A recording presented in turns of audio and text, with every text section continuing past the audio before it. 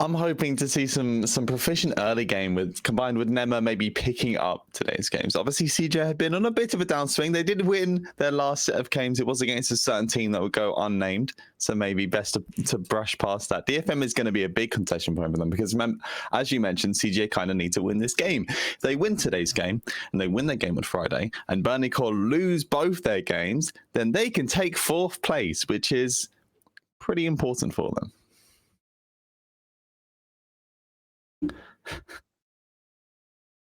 Yeah, like, bro, it's 7 a.m., man. Come on, man. Like, I'm not trying to do math just yet, bro. Please.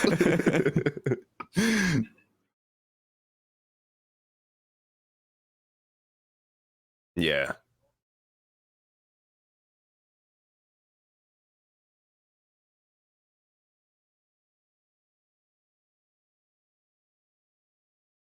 I would definitely like to see something coming, like something new coming up from them, because at this point, like they're like what 17-1, something like that. So it's like you can afford to just troll, bro. Like have some fun with it, right? Have some fun with it. And I mean, this is a quintessential time for CGA, right? It's like Oak was saying, and you were saying as well. They need to win this game tonight, today, depending on time zones, whatever, right? If they want to actually still have a chance to stay in this thing. So I would definitely like to see if something new does come out from DFM, then maybe CGA can find a way to also exploit that.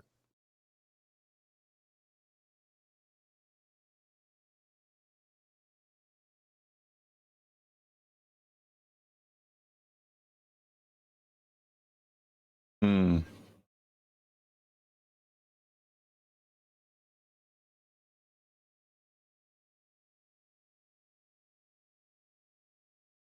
Oh, absolutely. I think Nema and Hybrid, when they've looked really good, have been, I think, round out this team very, very nicely. Nema being this playmaking support on stuff like the Nautilus on the Thresh, especially last season, which he looked so good on. This season has started to struggle a little bit, and this in turn has led to Hybrid falling behind in a lot of 2v2 matchups specifically. And Kassin, with his very aggressive early game playstyle, this is not paired up in tandem very well. And I think when you combine this with the notorious bot lane of Utapon and Harp, and whilst Harp has maybe been overshadowed by Gang, I think personally has looked fantastic this split, and they like to 2v2 hands check a lot. So eyes on Nema and Hybrid to really be ready today to fight, to brawl it out, to maybe get some space in the early game, because as soon as they come out and lane neutral into this bot lane, especially if Kassin's able to find leads in the other side of the map, I'm just saying, the opportunity's there.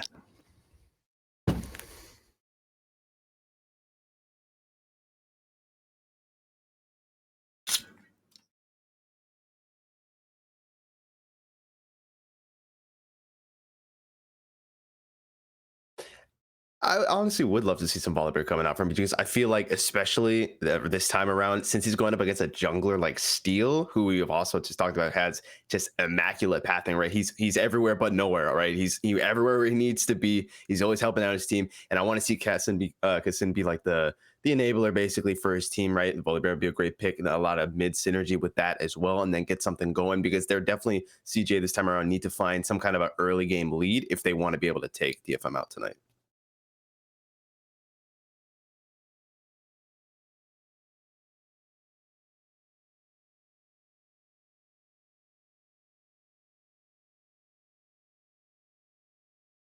Oh. I think before you answer that real quick, just our producer man in the sky, I think our host is muted right now. Getting a lot of ads in the chat. Oh, fair enough. Well, I will ping onto that real quick, because Jay Will was asking about pickoffs for top lane. And one of the key things for me is going to be that Tryndamere. It's their most banned away champion.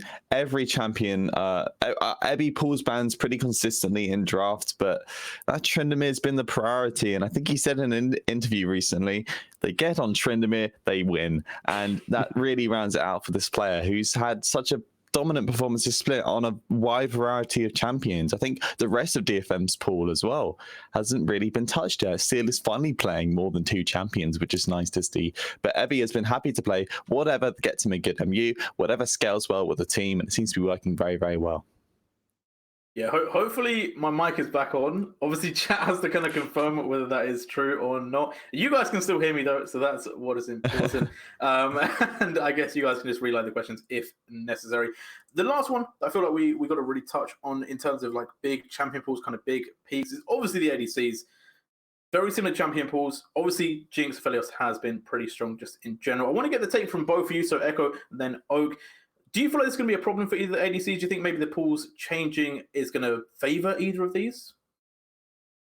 That's a tough one because, like we were saying, right, both of these ADs are just very reliant on kind of the same champions. Obviously, you know, champions like Aphelios and Jinx, who are just in general like highly picked champions this time around. And especially for the Jinx, normally it's right. If you can't pick her, you ban her. You just want to get her out of the way. You do not ever want to give that power into the hands of the other team. So it's going to be interesting to see, depending on who is going to be on either on which side, whether or not we just see it instantly banned away. And so, for example, Hybrid, who's really good with Jinx, is also incredibly well for the Philios. So maybe we see kind of like an early secure for him and something on that kind of respect. But we're going to have to wait and see, I guess.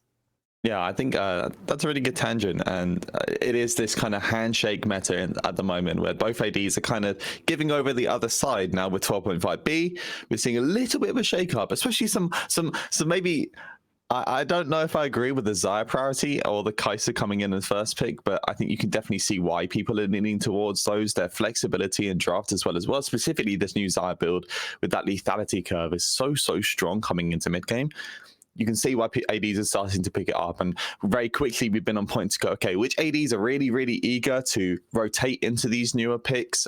Also stuff like the Zeri, which is seeing a little bit less ban priority, as well as Utapon has played stuff like Varus so far this split, and there's other stuff like that as well, which you can maybe see as counterpoints. Yes, we want to see ADs ready to pick up new champions, as well as these more traditional season 12 AD carries that have been so popular, because very important for draft as a whole. Yeah, no, I definitely agree. And obviously, new champions, new ADCs. We could look at Zeri, but pretty much always banned. I think it's 79% overall against CGA. So it's kind of like you're not likely to see that one in particular. Are there any other big bans that you want to see from either side? Now, I'll get Detonation FocusMe's verdict from Echo and then CGA from Oak. Honestly, maybe just the Aphelios as well. If you're going to go ahead already and ban out the Zerius, we keep using, I mean, we just said we see like 79% being banned against Crest Gaming Act. So then if you're going to get rid of that, get rid of Aphelios while you're at it as well, and kind of force Hybrid into a position where either, if he's not even able to pick Jinx, you kind of put him on like this terrible back foot where he needs to resort to yet another pick. And if, as we were talking about before, Nemo hasn't really been shining to the potential that we know he can kind of be, then that's just going to make the spot lane even kind of harder for Crest Gaming Act to sort of rise above the actual challenge that already is going up against the bot lane that is someone as Utapon and Harp. I think when you're dealing with DFM, getting rid of some of these key blind picks is very important. Karma is the second most banned champion against DFM, and I would love to see that continued, because I think not only is Harp fantastic on it, it's something you can pick very early on, and it gives very little away in drafts. So definitely something to be looking towards. Maybe even that Akali as well. Well, we'll see what they do. Decide to log in. Pick and ban has begun. Echo KO, Cast Oak, take it away. All right, thank you so much, J-Real, and let's just get right into it. So already, no surprise, CGA decided to take the Trunimir off the board first, ban right off the bat. Really no surprise. Could have seen that coming. Yeah, no. What a brand new revolutionary. And the big thing here is that with this Hecarim staying on the board immediately, we see CGA hover, and this champion has just been so, as soon as 12.5 hit, people realized this champion very easily blindable. Full clear is so strong. Combine that with some early ganking opportunities and Onslaught Shadows being a very good teamfight tool. People are really eager to slot this into any draft they can. Yeah, absolutely. And also just looking at the bans that did come out from DFM, oh, there's going to be that Jinx locket. Most likely they did give them the opportunity, right? You don't pick them, you got to ban them. If you don't ban them, you got to pick them. So are you hovering it? Really wait until the last thing. Okay, gonna lock it in. Like I was saying, though, back to the bans, right, of DFM, no surprise that really we're seeing these kind of standard bans that we've been expecting, right? The Zeri coming out, the Graves as well. And we were talking about how we kind of wanted to see the Volibear maybe coming out, and that's just going to taken off the table as well. I was about to say the volley pit ban maybe leads into CJ being forced onto this Hecarim, and then maybe DFM themselves having an answer to it. I think draft is going to be very important because we want to see CJ being proactive in the early game, always needed, but CGA more so because Kasin is such a good early game facilitator, and if the rest of his team are on point, it really pairs up in tandem. And DFM lock in that. Oh my god, I forgot the champion's name, but it's very good to the Viego. Thank you. I don't know why. Always remember him when it's Fagar, but I always forget him when he's by himself. He's just a little smaller. And that pairs up with the Jinx.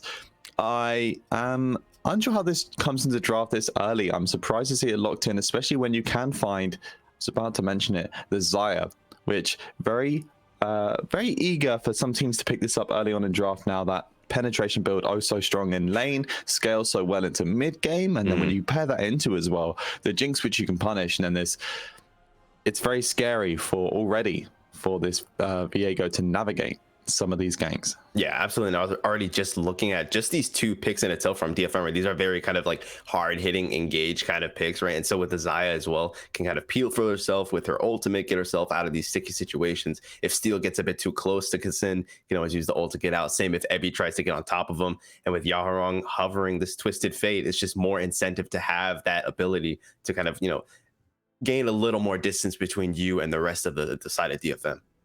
Yeah, Harong has played the TF already this split. Obviously, it did get nerfed a couple of patches ago. Teams are less eager to pick it up. Wow, so they do lock it in. Now, this is into Kaito's most played champion this split in the Syndra. And Syndra are one of these really lane-focused champions. I think when you're looking at especially how this 2v2 interacts, I'd be a little bit scared on DFM's side because Hecarim, Syndra, a lane you have to be, a combination you have to be very scared of because especially at level 6, that kill threat onto the TF as well as in these early skirmishes is so high.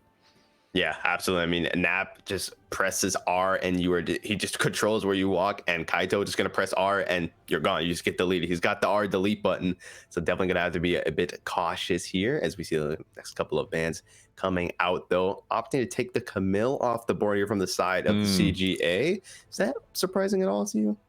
No, I think Ebby's Camille specifically this season has been monstrous. He's one of the few LJL players that actually plays it as well. And it's been one of the big answers into Gnar specifically. So we see DFM immediately also taking that off the board as well as the Renekton. Maybe getting rid of some of these more stable side laners. Actually, Renekton specifically also being Nap's most played champion in the split. I think you mentioned it briefly. But you don't really want to see Renekton, and at least DFM take that off the board so we don't have to watch that gameplay. Yeah. Hey, doing the Lord's work right there. Thank you, DFM. I salute you guys at this point. Very nice. And as we see this final ban come in, I want to see what these support lock-ins look like because DFM specifically are going to have to blind something at this point. Maybe they opt into the blind in top lanes, and then because we've seen a lot of picks prioritize sources top lane, I would specifically think DFM are going to get that counter pick and last pick, which means that Harp has to lock in something here to really work with the team, and it looks like he's looking towards Leona. This minute switch may be really hovering over it. Okay, it is these going to be the supports Nautilus. offer different things for the team. That depth charge, so important for these extended lockdowns on individual champions. Into the Xayah might struggle a little bit after level 6, but specifically looking at Kaito on the Syndra, a very vulnerable champion. When you combine that with Destiny from TF, pickoffs on this champion can come off very quick minor mistakes in positioning. So we'll be keeping eyes on that. Yeah, and also the cannon in response as well. Champ that's going to be able to just get right into the action as well with the slicing maelstrom. No surprise there. I wonder if we're going to see the Leo being picked. We did see it being hovered earlier and then being swapped out, however, for the Syndra, or maybe that was just a little bit of a bait to try and get some kind of a ban out. I have to wait and see here with 15 seconds on the clock. It is Nema's second most played champion this split, and it also does pair up very well with the team. That Solar Flare, when you combine it with stuff like the Scatter the Weak as well as Hecarim's Engage, can just be a really big CC layer tool. Fairly safe to throw out by itself as well to look for some kind of pseudo engage. And when you combine that with Nema being, maybe I said in drafts briefly that we wanted him to be on something a little more of his comfort, and this slots in very well here and really creates this very forward walking team. When we see this comp in Cohesion now, I am a little bit worried for how Hybrid can maybe look to walk forward into the comp of DFM, because Xayah, one of those ADs that does struggle with that as, oh my god. Oh, wow. That is a lock-in. And Yorick has been locked in not only into the team from CGA as a whole, and specifically into this Kennen, but also when you look at how it pairs up with this team, it's okay. DFM have done something special. Now, Yorick, one of these side lane split pushes that's probably not seeing a lot of priority at the moment in actual game, not just in here, but in solo queue. People don't like playing this champion, but there's a certain item in the top lane, Echo. Hullbreaker still exists and is still very strong on these melee champions. And when you combine that with a very easy curve coming into the first two items, specifically people look for the Trinity Force on this Yorick. Sometimes they look for the other Sheen Mythics as well. This champion's very scary in these 1v1s. And when you have access to Destiny as well, remember Yorick having that big lockdown with his W, combine that with Destiny, a lot of side lane pressure coming up from DFM. Yeah, no, I mean, you were saying, right, it not being played that much, and definitely I don't want to have to ever play against him either. Like, the moment you give this guy like one kill, all of a sudden he's just one-shotting you with Qs left and right, and then before you know it, your tier 2 and your tier 3 are just gone because this man just split pushed the entire wave in like 5 minutes. And if he's going to grab that Hullbreaker as well, it's like you're saying, right? Huge split push potential coming out from the side of DFM in comparison to CGA, who I feel like are really kind of going to be looking forward to more kind of grouping up as a team, trying to do things together and kind of roam as a unit rather than kind of split things across the map. Especially this Kennen. This came in as one of Nap's more stable, blind pickable. Remember, there were 4 bans put towards topside in the second part of drafts. So this was Nap's kind of final regard to a blindable top lane. And Ebby comes in with this, I'm assuming, a counter pick specifically targeted against the more of the comp of CJ, as you mentioned. Kennen wants to find opportunities to get into team fights, use that slicing maelstrom to get a good flanks off, and Yorick's going to really restrict that. Imagine the constant side lane presence of Hullbreaker in tandem with Yorick, who's already so frustrating to deal with, definitely akin to the Tryndamere that DFM have been playing through this split and have found so much success on so far. So I think DFM have tried to create a little mini kind of Tryndamere comp with this. Yeah, certainly going to be interesting to see how they end up piloting around that. That being said, though, we are on the Rift, and this game is going underway. Really quickly, just looking at the spells, looking at the runes. I don't know what Effie's up to. He's taunting already. But anything that surprises you so far, or is this all pretty par for the course? Not really. I think it's funny seeing triple Airy on CGA. In fact, we're seeing 4 sorcery skill trees as well. But it's just because all of these champions are very poke focused within their laning phase. The grasp, I am interested to see from Ebby, but I don't really know if there are any other rune choices for Yorick. He's not going to be able to get that very often in lane against Nap. But maybe he's just waiting for mid game to come in, because once this champion's on Hullbreaker, I'm gonna be a little bit worried for Nap, and especially Kassin, because they're going to have to start donating a lot more time towards this top side. And Kassin, especially with the Sinja, we already noted, really wants to be playing towards this level 6 mid lane, really want to look towards this TF as a punish point in the early game if they're going to get through this draft. Okay, and we see there the AI saying that DFM 59% win not rate. too hopeful to say the least. This kind bot is a leaderboard supporter, I guess. Exactly. He's what we call in German a Fox fan. You literally would just go with whoever is the best. But yeah, we're gonna have to see. Yeah, but look at those power spikes though. Despite that 59%, a lot of power spikes still coming out from CGA here in comparison to DFM. So maybe they can utilize that to some extent.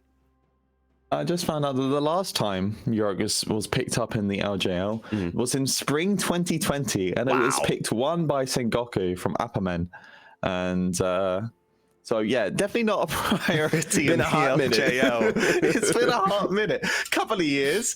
But this is how this champion has functioned in general. Nobody really wants to play this champion, not the most popular, but definitely has its place as one of these key split pushers. And this really rounds out how DFM's core comp wants to play into, because Nautilus and Viego, very good skirmishers, especially after level 6. That Heartbreaker plus all the stasis, you really want as much space as possible to get HP bars going. And when you pair this up with that constant side lane pressure, it's going to pull that Kennen out of the side lane and that means that Kaito is going to be even more vulnerable without that added CC in these team fights.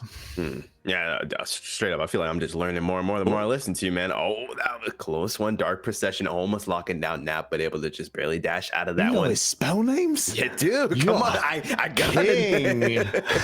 I gotta know him, bro. Come on. It's my job. For that, I don't have to know any of the numbers in this game. That's all up to you. But something we saw there from Evie real quick was that he did try and use that Dark Possession to lock down the cannon. It's going to be very important for him to hit that spell consistently if he is going to trade successfully against Nap. Yeah. Oh wow, it does queue forward, but yeah, that was Steel. Steel looking to try and find something, but Kaito smelling something was up and so decided to back off.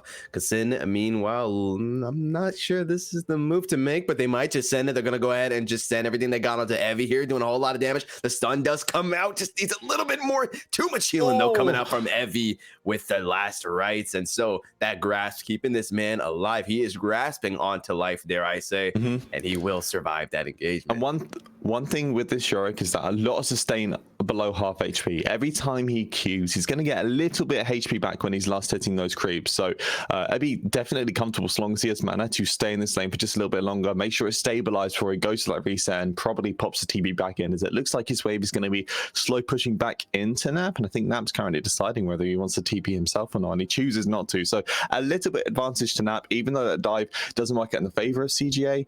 It means that Nap doesn't have to burn that TP, gets a little bit more space. Yeah, and I mean, it's also nice to see, right, that CGA realizing that they need to make something happen early on, like as quick as possible, because it's really just a ticking time bomb here from DFM before they get that split push going, before they just have way too much damage for CGA to handle. And so it is nice to see they're trying to make those plays happen, even if it doesn't end up working out the end.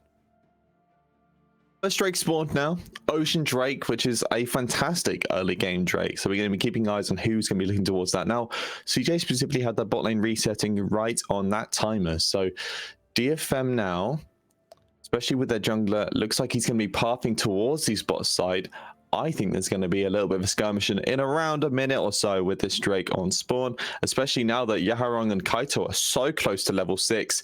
We're really going to be looking towards this mid lane as maybe the first pick of point of the game. Yeah, indeed. We do know that Steel was spotted out by that ward there. So Kaito, once again, it's looking like he's got that sixth sense, but no. He's just got vision everywhere on the map, and he knows what's going on. He's the information master, and so he'll know to go ahead and just back off from that. And instead, it's looking like, yeah, Steel just going to head on over into his bot side of the jungle here, see if they can set something up for this dragon, as Kasin actually going ahead and grabbing the back to go grab some more items. Yeah, no, it's very important for Kaito consistently to ward these beyond his side lane brushel, because that Harrowed Path is such a good ganking tool, really hides away where Viego is. So you want to see where he's on his camp. It's kind of akin to Shaco's. Harp and the rest of the team. Harp, though, a little aggressive with that hook. Bit off maybe more than he could chew. Not sure, though. Steel moving in as well with the hard path. I don't think Knight did come out, but not quite going to find the damage that they needed. Looking like Kaito did send out the open. Yeah. Oh, hybrid in that backline, though. Now they're really going all for it. But first blood actually going to go into the hands of Harp. They will pick up one in return, though. Steel incredibly low. He is not going to escape that one unless Kasin has something to say about it. He's chasing him down. Meanwhile, the rest of CGA is just being annihilated right now as two more members go off the board. And Steel is still alive somehow. Just kill this man, please. They're not going to kill him. Oh, my God. Steel stays alive through all of that. Yaharong there to finish the job, and they're gonna go. The members of DFM are so low. I don't think this dragon could even be picked up. What a really awkward skirmish coming out from both sides. Only level 6 had been unlocked by the mid laners there in that fight, and then combine that with Kaito having to burn the unleashed power early, straight into the exhaust, means that they were kind of just hitting each other. You see Harp here, just setting up that first engagement. DFM definitely want this fight because they had the first rotate from the AD, and the exhaust comes in very, very tidy here to make sure Harp doesn't fall very low. But you can see really just lacking damage. TF Jinx aren't exactly the early game facilitators of damage for your team. And unfortunately here, just a lack of pace from CJ is really their undoing. It's the clutch pick up onto Steel as he gets the full rotation and all those resistances from the Leander as well. And yeah, that was really the gameplay from there, is that it wasn't DFM's proactiveness, it was the big flub from CGA to engage just a little bit before Hybrid was in position that really led to the successful fight for DFM. Yeah. Steel, Jesus, just barely surviving Oh, on monster. on a knife's edge, to say the absolute least. So we'll get out of that one alive. And now Yaharong already 2-0, sitting pretty on that. We do see that Steel has already grabbed that Sheen, so most likely building for that Divine Sunderer. No real surprise there, right? He wants to be able to shut down Nap, wants to be shut down Kassin. Gonna have to wait and see though. Push coming in now onto and Nap. this is the combo. Oh my god, they're sending everything they've got at him, the Dark Possession, and he's bound in, and there's just nothing that he can do. Nap is going to be taking an extended nap in the ground for a while as he just gets the 3-man Gankaroon and goes down. And this is something we talked about briefly in draft, but this is how DFM love to play. No bleeding in the mid lane, and a lane that should have been very, very far behind at this point leads straight into this top lane dive. And you know, Kassin's going to show face. I think that onslaught of shadows can be used, and yeah, Abby gets to walk away for free, and another successful play puts the first kill for Steel on the board. And now, because of that as well, it looks like Kaito might also be vulnerable in this mid lane. Yep, indeed. Steel biding his time, waiting for Yaharong to get into position. Kaito has no idea this time around. He didn't get those wards down. The gold card is going to connect. The Spectral Maw is going to connect. A flash coming out, followed by the Heartbreaker, and Steel just going to go ahead and pick up that kill like it was nothing. A lot of patience from DFM there to make sure they're in the right position and pick off another kill there. And they've really just taken a grasp of this early game. No dragon needed for DFM apparently, as they're happy to just pick up a couple of kills. Because remember, DFM comp scales oh so well against CGA. So Steel kind of getting the kills and taking whatever can be managed instead. And I think this Herald actually really important, because maybe Steel can find an opportunity after this Herald is taken. Remember, 5 camps up for Steel. He has decided to focus on these lanes in return for losing camps against Kassin. Maybe he can now find time to clear through the jungle, potentially look for first turret. But oh, okay, well, there you go. Ebby has already set up this top lane turret as a potential first turret for his team, and I'm assuming Steel might look towards that. Yeah, opting for the back though. Instead, he's like, no money for you, Evie. You're dirty enough. He's got 5 camps to take. Yeah, exactly. Evie, go get your own money, man. Like, but yeah, that being said though, yeah, no, it's interesting to see, right? Steel, I feel like almost like a reactive kind of, he's realizing that Kassin is going to try his best to someone, power farm up obviously to level 6 and then get into these lanes and try and get these lanes ahead like we were talking about, because they want to make something happen in the early game. So Steel's like, you know what, I'm not going to let that happen. Instead, I'm going to just be hovering around these lanes so that I can react to any gank that comes through, any fight, any scuffle, and try and make my own ganks happen and get my laners ahead. Yeah, it seems like it was all down to how they handled the draft. They banned away specifically this Volibear, which is now Kassin's most played champion in the split, and he doesn't seem like he's on the same level. Huge flash comes in. Oh my god, indeed. The depth charges and just everything's connecting. And yeah, Kaito, he's taking a nap, to say the least. Yep, 0-3 on the Syndra so far. Definitely not the performance we wanted from this more early game skew champion. Very unfortunate for him. And now that they pick up this mid lane kill, I wouldn't be surprised to see this Destiny coming in straight away. They're looking towards his bot side. Hybrid is half HP. Yeah. Oh no. Hybrid needs to get out of there, but there's nowhere for him to go. Gonna pop the ultimate, trying, waiting to call those feathers back. But there's just so much damage coming out. Steel actually gonna miss the Heartbreaker, but it doesn't even matter because Utapon hits like a truck and gonna take him out. Nemo has to sit and watch Kassin. Nothing he can really do either, as DFM go ahead and just retreat. Every time I think they're going to go for an objective, they just look for more kills instead. They really want to punish the early game from CJ, because even though DFM by themselves in their solo lanes don't really have too much agency, TF is such a good enabler for your team, and they've used Destiny on cooldown there to make sure they get a secondary pick-off, and straight away Steel goes back to clear camps as Ebby secures first turret under 14 minutes in the game, basically entirely off his own back. Yeah, absolutely. I mean, it's like you were saying in draft, how important that Destiny is going to be, as you do get to see that replay of what happened in the mid lane here. Yeah, I mean, we just see everything lands perfectly. They grab that. But yeah, every single fight that they've taken that was like this multi-man fight, they always pop Destiny first so that they can know exactly whether or not it's worth it to take that fight, if they'll win it. And then when they know that they can, the whole squad just converges. You just have the gold card coming out from Yaharong, and it's all over for whoever that they select. Kind of like that. Yeah, indeed. And yeah, so Kaito now 0-4, and maybe finally DFM will look for the dragon. I think it's unlikely, because it seems like they just want as many kills as possible. But Harp's caught out. Stop watch. going gold. Indeed, Yaharong is there to back his boy, but whoa, he just gets deleted from Kasin. Kasin feeling pretty big right now. Oh, Maybe he'll try and do Heralds. something. Yeah, can't quite go for Steel. Had to choose. Will he save the turret or will he, kill Steel? Actually, should have said kill the Herald or kill Steel, but whatever. Was at the point, and will opt to take out the Herald. Wants to keep that turret in the mid lane alive, and so we'll have to let Steel go. Look at that. Kaito is actually the same level as Utapon. Utapon obviously left alone a little bit in this lane, but Kaito also very heavily punished. And that means that they're level neutral. Whereas, I mean, Jinx already on this mythic as well. And actually, we're seeing across the board DFM members on their first item now. Specifically, this Hull Breaker is coming for Ebby, which means he's going to be very, very tanky in the side lane. Not really something Nap can interact with anymore. When you pair that with Divine Sundra on the Viego and the rest of mythics being picked up, DFM at the pressure point right now, and they lead straight into this dragon before the mythics can be completed from CJ, before they have a fighting chance in this next fight. Yeah, only took them like a good 10 minutes to get that drag, but you know, we finally get around to it. About time. Gonna get picked up in the next drag on the map. I'm actually not sure what it's gonna be, so we're gonna have to wait a little bit and find that one out. But I was hoping we were gonna see it, but no, sir. But already Evie is just showing that he's an absolute split push menace. It's just, I mean, he's just doing his thing, right? As long as no one, as long as there's one guy to match him, he's doing his job. As long as he's taking some pressure off from the rest of his team and applying it. Yeah, wow, look at that gold discrepancy from the tower plate. Gold, almost like 600, more than 600 even coming out. And we can see where that's all been invested, seeing as DFM all have their mythics online already pretty much, while the side of CGI don't. I think DFM have really just identified that so long as CGA can't take the Drakes for themselves, they outscale, and they can see it here. Destiny comes in. Oh, Death Charge coming out. A very nice Solar Flare, though. Might just shut down the push, but it doesn't matter. Steel with the Heartbreak over the wall. Won't quite get the damage that he needed, though. And so Hybrid is going to be able to walk out of that one alive. A good idea. Doesn't quite work out for them in the end, though.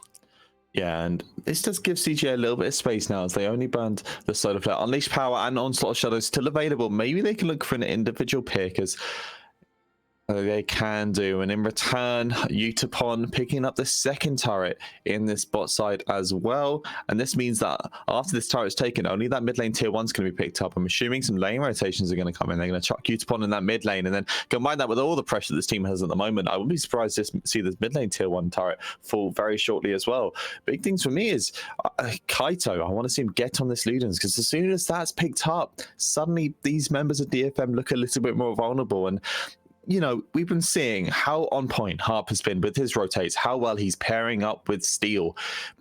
Leona is also a pivotal champion for individual picks, as well as playing in tandem with this Hecarim. I really want to see Nema on the map looking for picks, and we kind of see it here, but just not on point with each other. One of these spells has got to hit at some point, because then they can look for a solo pick and start to look for maybe a successful skirmish, as Herald is now the main objective for this fight. Yeah, indeed. But yeah, I don't know if they expected Evie to be there waiting as well. But actually, Kasin gonna opt to go ahead and start it up regardless. Maybe we're gonna see a bit of a scuffle here, as both teams definitely want to take it, looking for that engagement. But they are gonna apply that pressure first into that mid lane and be like, "Yo, if you're not gonna match us, we're just gonna take your turret." Yeah, and that's just standing there menacingly. Yeah, exactly. Yeah, I mean that's gonna take them right off. We see Nap with the TP to go around, but Kasin looking to rush right in with the onslaught of shadow. Slicing Maelstrom, a whole lot of damage. Gonna grab 2 kills. Steel running for his life, and oh nope.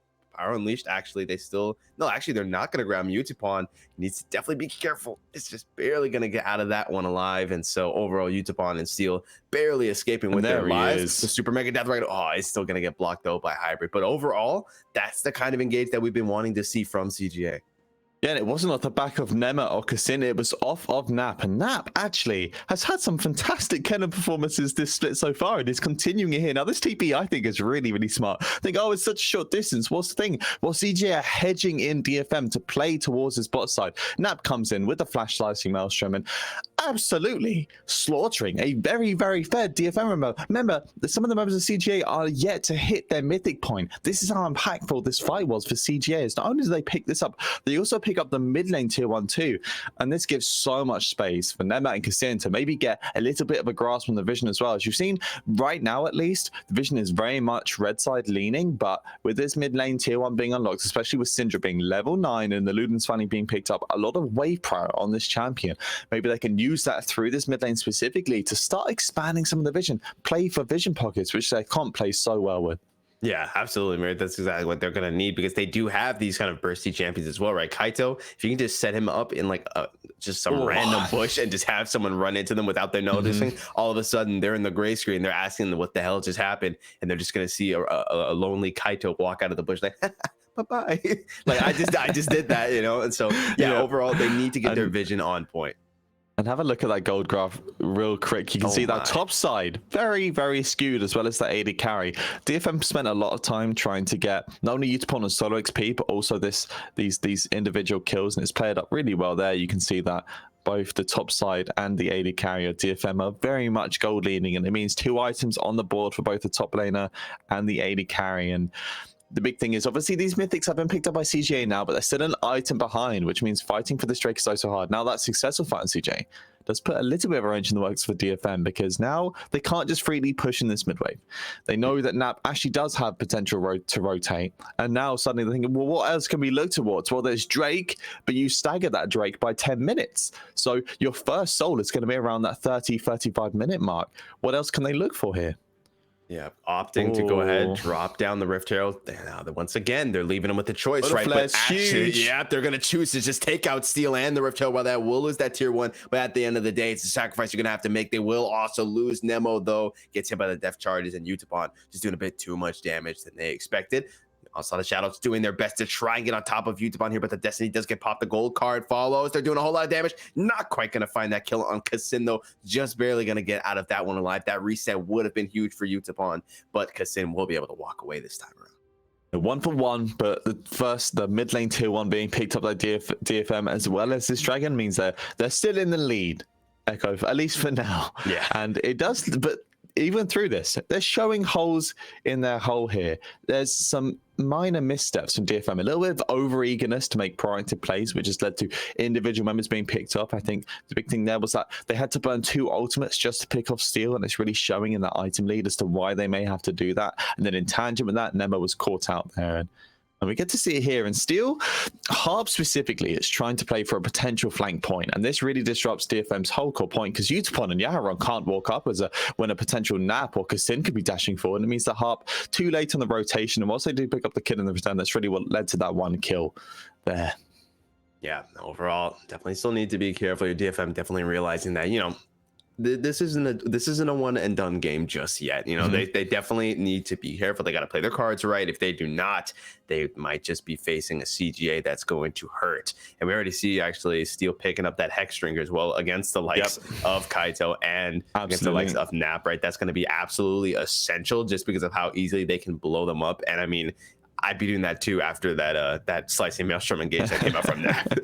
Yeah, more and more moistures has popped up very quickly after a couple of buffs as a pivotal item. Indeed. Steel's getting very caught out. Yeah, everyone's popping up on the Kill the Steel show right now. We do see the Hex Trigger getting popped. They will do a whole lot of damage. Gonna get that reset onto the Hecarim, and that's huge because that's 2 members down. Nap is soon to follow. Did go gold, but the rest of the squad is there to just take him out. No one there to help him, and he will go down. Bad timer. Yeah, it's a terrible timer indeed because Baron is live at the moment, and it's not going to be live for much longer if Evie, Steel, Yaharong, and Utapon have anything to say about it. Essences of the success for CJ was quite very swiftly put down as really Nap wasn't able to get on the right targets for that fight. Ebby and Steel getting in tangent with each other. Not only Ebby is ridiculously tanky, but also Steel just getting a fantastic pickup in the middle of the fight to maintain a lot of HP there. You see, this initial pickup looks so good, but miscoms on that engage means the solar flare completely flubs. Combine that with the Hex Shrink you mentioned, very pivotal there for a little bit more bonus HP. He gets a double pickup, but that Heartbreaker comes in too, and stopwatch.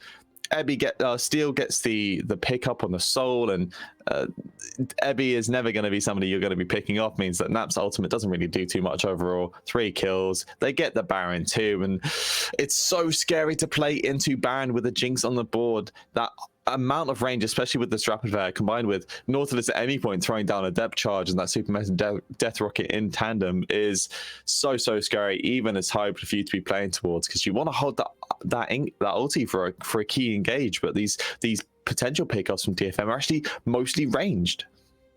Yeah, absolutely. It's getting trickier and trickier to say the absolute least. And Evie has been also just doing a great job. I mean, we're seeing here, you just see the wrecks of turrets in the spot and the top lane, right? He's been just sowing and reaving his magic here constantly. Whenever there wasn't a fight brewing, he was in those side lanes, pushing hard, pushing fast, and they're reaping the rewards for it, because now on every single side of the map, other than top lane, where the wave is kind of stuck right now in this middle point, there's just pressure being applied, and the side of CGA know that they need to do something to match it. They have to spread the resources then. Abby making many moves on the map, and this has been the largest story of DFM so far.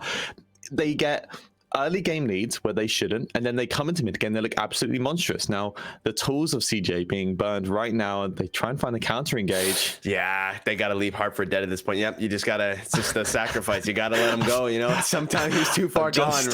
I've just seen Harp's first item of the game, and I don't know whether to mention it. So an engage comes in from CGA. Oh my god, we're gonna have to talk about it in a bit, because Evie is being just pummeled at the moment, but he's just too big, he's too huge. You cannot kill this man. He will survive, steal with the pickup, and that's going to be huge. The Heartbreaker not quite going to find his target, but Nemo is not long for this world as he goes down as well. That's a double kill coming out. Let's see if they can follow this up with anything else. Steel looking for something. However, CGA are going to go ahead and back off, and so instead DFM's like, okay, you can go ahead and back off. We're just going to take every single building you have in your base. And hilariously with DFM is that because this first Baron, even though it came in so early, 21 minutes into the game, or around 22 minutes, DFM had already locked down a lot of these turrets, which means this Baron goes straight into a key Baron to unlocking these mid lane and bot lane inhibitors. And this leads right into that Infernal Drake as well for them to just pick up for a little bit of bonus AD and AP. And yes, DFM so far this split have taken seemingly have found leads in early game when maybe they shouldn't have, or at least when they do draft for it, it becomes so monstrous. And it's showing here where we really thought this TF would be a problem for DFM within the early game, because Syndra is such a prominent laner. Ebbie's trying to fight in a 1v2 as the dragon's being picked off. But so look at that. They barely scratch him, to say the least. They throw everything that got him. He hits him with one Q, and so much damage comes out. Yaharong is here to join the party. He's got that gold card prepped and ready. Gonna send it out. So much damage. Gonna use that ultimate to dash, but it does not even matter. Just gonna go down, and now Kassin running for his life. The death charge meanwhile coming on Kaito. Super Mega Death Rocket almost finds its mark.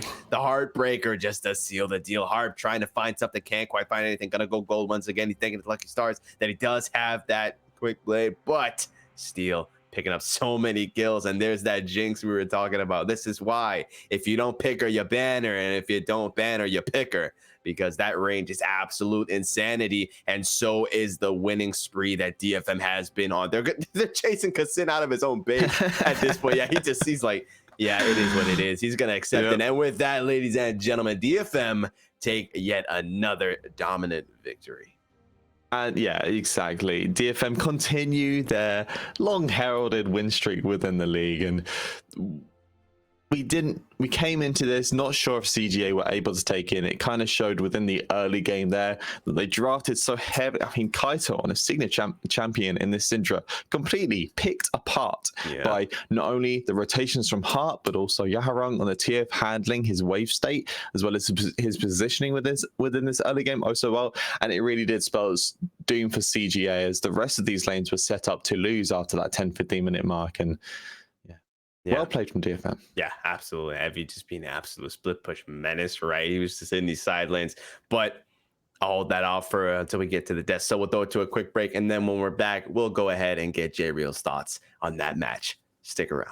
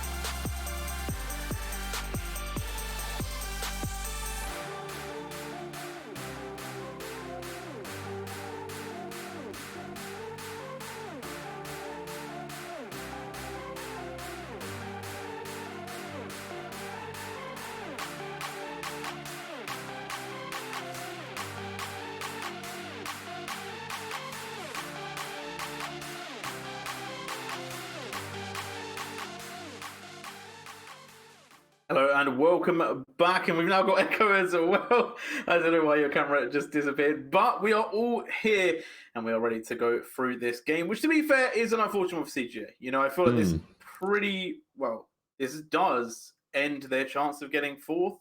So they are going to be fifth spot, no chance of taking over Burning Core, which is, to be fair, it's kind of like, okay, you could get picked to play against Sengoku, rather than necessarily like having the opportunity of whoever's left, but it's playoffs at the end of the day. Now, going into this game, though, I think the DFM, they just look like DFM, you know, like I think the early game, quite close. Was it closer than you expected, Oak, between the two teams?